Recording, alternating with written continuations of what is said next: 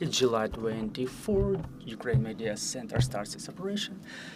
My name is Svetlana Cheprenko, and let me remind you that since not so long ago, we work in cooperation with Suspilny Broadcaster in a comfortable community space called Urban Space 500, and now we will be discussing the way the travel rules for Ukrainian citizens are updated since July 17. And joining us in the studio is Andrii Demchenko, spokesperson for the State Border Guard Service of Ukraine. Good morning, Mr. Andrii. Good morning. So, the new procedures are in place since 17th of July. So, Mr. Andrii, can you please give us more detail how the rules have changed for which categories of citizens? I would like to say that it's an additional condition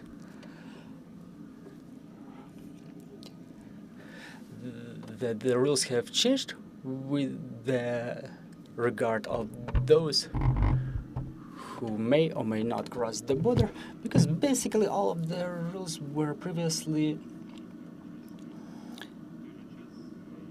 set forth in the Cabinet of Ministers Decree number 57 on the 16th of July. The period has ended that was stipulated for the men to update their military registration details, and starting from the 17th of July from 0000 o'clock, another additional condition was implemented for crossing the border, which means the military registration ID. It's applied for all of the Ukrainian citizens, males aged from 18 to 60 years. And in fact, all of the categories, whether they fall under the conditions of postponement or they cross the border for the purposes of carrying cargo, all of the men, all of the males are supposed to carry military registration ID, whether in paper or electronic form. And again, let me remind you that electronic military registration ID may be considered effective when there is a QR code generated in Reserve Plus application that can be scanned by the State Border Guard Service in order to obtain all necessary information with regard to the person who produces such electronic document, in addition to those categories of men who are entitled to cross the border in view of the postponement or deregistration in their military registration ID are supposed to have an entry on such deregistration or postponement. Due to these or those factors, as stipulated in the Article 23 on the law of mobilization and mobilization preparation.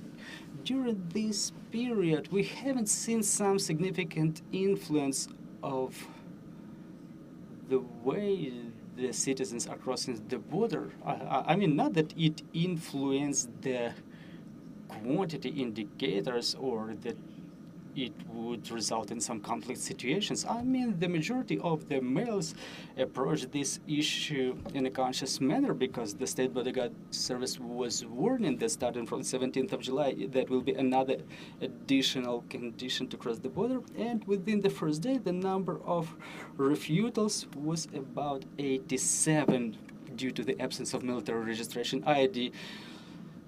And the total number of refusals increased insignificantly. So basically, the categories of males who were entitled to cross the border, they did it in the same way. In fact, those who arrived at the border without the military registration ID were refused to cross the border, but it just happened so that they forgot it. So basically, the overall rate of refusal is 20-30% per day. And the total number up to this day was about 1,300 persons, including 317 due to the absence of military registration ID. So again, the number of males crossing the border is way bigger. So again, the majority approached this issue in a conscious manner and have those additional conditions influence the speed of inspections at the border crossings? Well, obviously the inspector of State Border Guard Service spent some time to check the conditions for border crossing. Again, there are restrictions implied only for men, so this category have their documents inspected more thoroughly. But again, talking about the military registration ID, starting from the month of March, the State Border Guard Service, within the framework of information coordination with the Ministry of Defense, got access to Oberik system. Previously, we had to contact the draft offices to verify the information, specifically when the males were presenting their military registration ID, where those conditions were listed that allowed them to cross the border. So, and we had to contact the draft office. Now we can quickly verify that information right at the workplace using the Oberik system. Talking about the refusals, what are the main reasons for refusals and what are the main trends that you observe lately?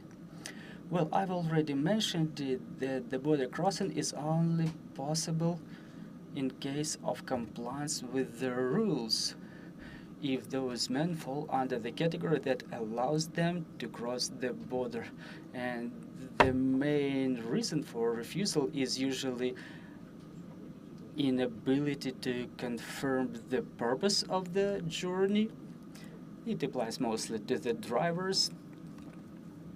I mean, sometimes it turns out that people go drive as the drivers. They want to cross the border as the drivers, and then it turns out that their main goal of their journey is different, other than transportation of goods. And another reason is the absence of military registration ID. Sir, and talking about the attempts of illegal border crossings, have the dynamic of such illegal or such attempts of illegal border crossings increased during summertime? Well, the attempts of illegal border crossing have not changed. There are documented cases in checkposts when people try to use the counterfeit documents or try to hide in their vehicles or try to bribe the inspectors of the State Border Guard Service. However, the majority of such attempts accounts for the green section of the border, basically meaning beyond the checkposts. Within the latest period, we don't see any drastic increase of such attempts, but unfortunately we don't see any decrease either. Well, it may be different day to day. During some days we detain more violators, on other days less of them, but basically such attempts are taking place on a daily basis. The most active access is the border crossing with Romania and Moldova, but in the sections bordering on Slovakia, Hungary and Poland, such cases happen as well. Well, the summertime is time of vacations and recess. What is the dynamics of passenger inflow and outflow that is being observed in the borders of Ukraine? Well, the passenger flow has increased starting from the month of June.